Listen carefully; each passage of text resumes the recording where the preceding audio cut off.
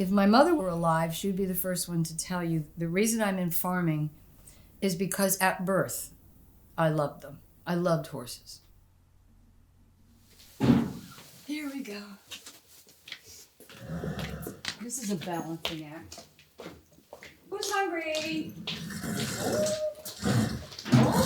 Oh, heavens. Here you go, buddy. So this is my horse, by the way. He's in training with me. I got him from the track for nothing. And he is wonderful. What a great horse. And the same guy that had him had the other one who's a complete lunatic. So we don't understand how he could be the same trainer, same everything, and he's a sweetheart, and the other one is the bane of my existence. So this horse is from Germany, and he was what they call a four-in-hand. He was a driving horse, a carriage horse, competitive carriage horse, right? Yes. He went all around the United States, and then they were going to euthanize him. So I said, well, I'll take him. And they said, well, he'll only live about 2 years. Well, that was 12 years ago.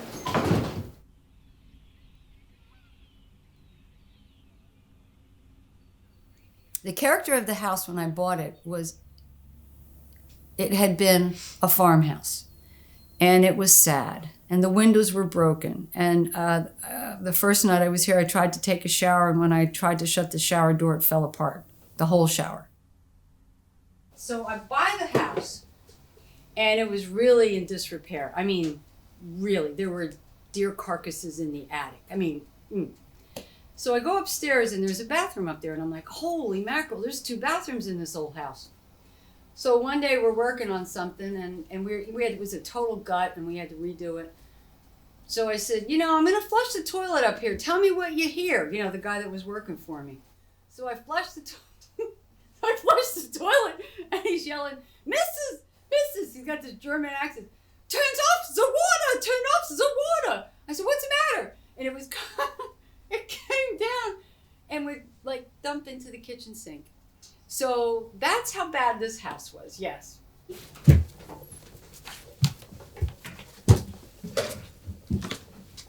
So we had back problems. So the way I rectified the back problems is I sheetrocked it. Because I thought that was the best thing to do to keep the bats, so they weren't a problem.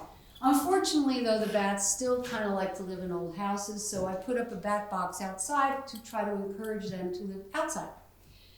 So anyway, my daughter was dating this guy, I won't say his name, and he was a little distressed one day, and I was in the kitchen working, and he was somewhere in the house, and all of a sudden I hear this crash.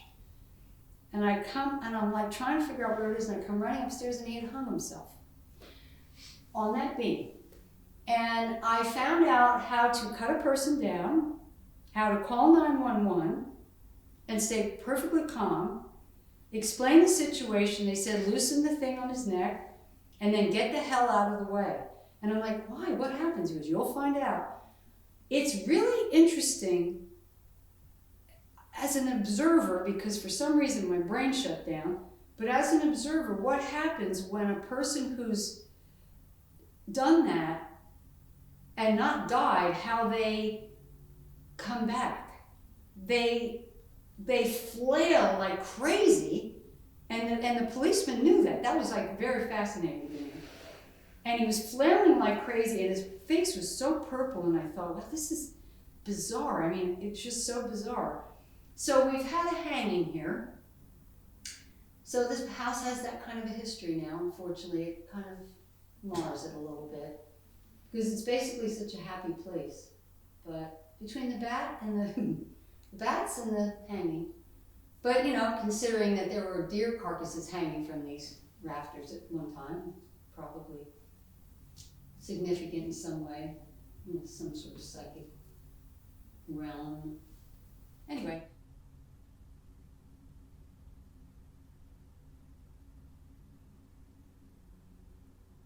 you'll notice the clocks. See these clocks? What time they say? There's one there, there's one there, there's one there. I set the clocks because that's the time my husband died. And that's my husband over there. And it was a tough life and a tough death. Poor guy. But this is Tom, my beloved husband. Now see this chalk painting thing. So he goes to New Orleans on a convention. And while he's down there, he comes home and he has this thing rolled up and he says to me, I bought this for you. Now I think this is going to be some kind of cool present that I'm going to get.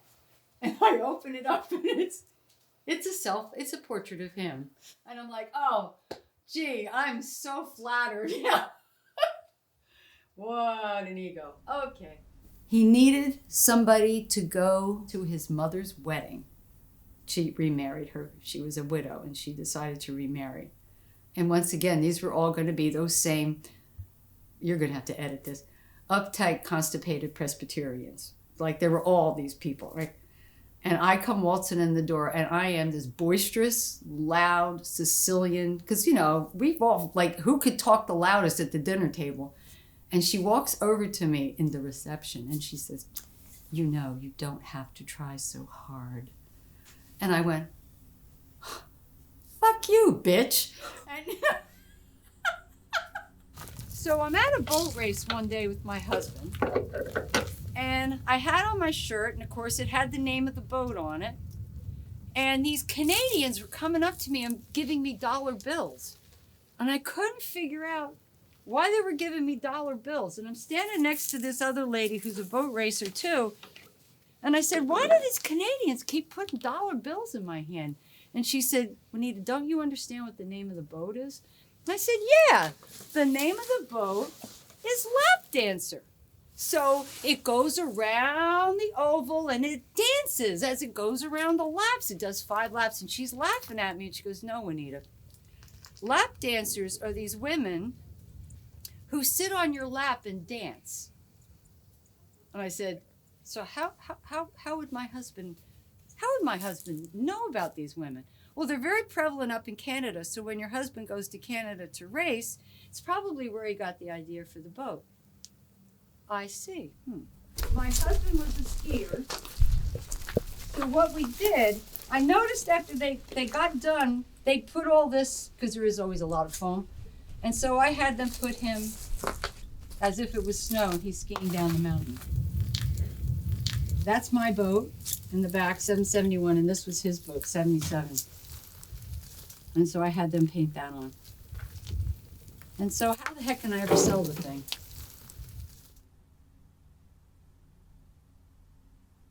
My husband's last words to me before the morphine took over, he just looked at me and he said, you'll always be my girl. And I laughed and I looked at him and I said, sweetheart, you just condemned me to a life of singlehood. But he knew I had absolutely, as Paul Newman said about Joanne Woodward, he goes, somebody asked him, have you ever thought of having an affair? And he said, why would I want chopped meat when I have steak at home? I've always been fascinated in how light affects mood. Like this kind of light, natural light. And what I wanted to do is I wanted to go to college to learn not architecture, but interior lighting, but not lighting like that. How do you get light into a building, natural light? And so since I didn't go to college, because, that never happened, when I bought this place, and it was just this, it was like an empty canvas. I was a painter, not an artist like of a great degree, but I was pretty good. So I let this be my canvas. And everything that you see here wasn't here before. In fact, not any of it was actually. So, this wasn't here. None of this was here. And as far as the kitchen goes, it's interesting because in the winter, the sunlight, because it's the stuff that I always wanted to do. The sunlight is low in the sky. And so that kitchen, it'll get up to like 75, 80 degrees, even if it's 0 out.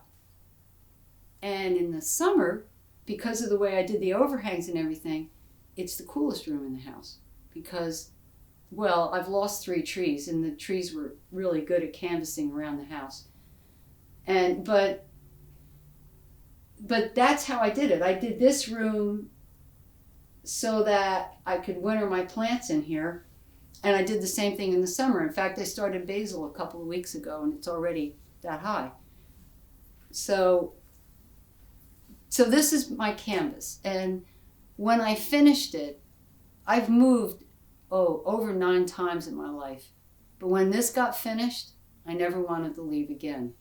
This is my home. This is I'll be driving and I'll come up the road. It's all right if I cry. And no matter what's going on, because sometimes, boy, it's bad. I'll come around the corner and I'll see the front of the house and I'll go, oh my God, I'm home. I'm safe. Nobody can hurt me here. Thomas knows about some of the stuff. It's not been easy. It's been kind of tough. When my husband died, the next morning I still had to get up and go up to the barn and take care of those horses. They don't know. You just have to keep going. And I got put through hell after he died from his family. It was awful. But I'm a tough son of a bitch, so I toughed it out. I got through it. Thomas's mom was a big help. Thomas was a big help. I was loved. And every time I'd come home, it felt like this house was just putting his arms around me, telling me I'd be all right, no matter what. I'm sorry. And now I'm at a point in my life where, I don't know, I'm 72. Well, I'll be 72 in a couple of weeks. And it's a lot of work, but I don't want to give it up. And I'm still strong, so I keep doing it. I just don't know how much longer I can. And I never thought of this day. I never thought someday I'm going to have to leave here. I never thought of that. It never even entered my mind. But, I just thought they could take me out of here feet first.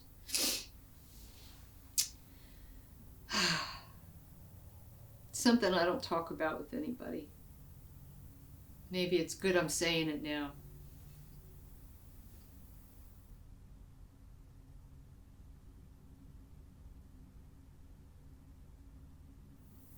I'm very proud of who I am, because it's been a battle to become who I am. And it's almost like whatever the maker is, whatever it is, said, okay, you survived, and so I'm going to let you have this. And you take care of it. The way I want you to take care of yourself, I want you to take care of this. But I was in love. It was almost like falling in love.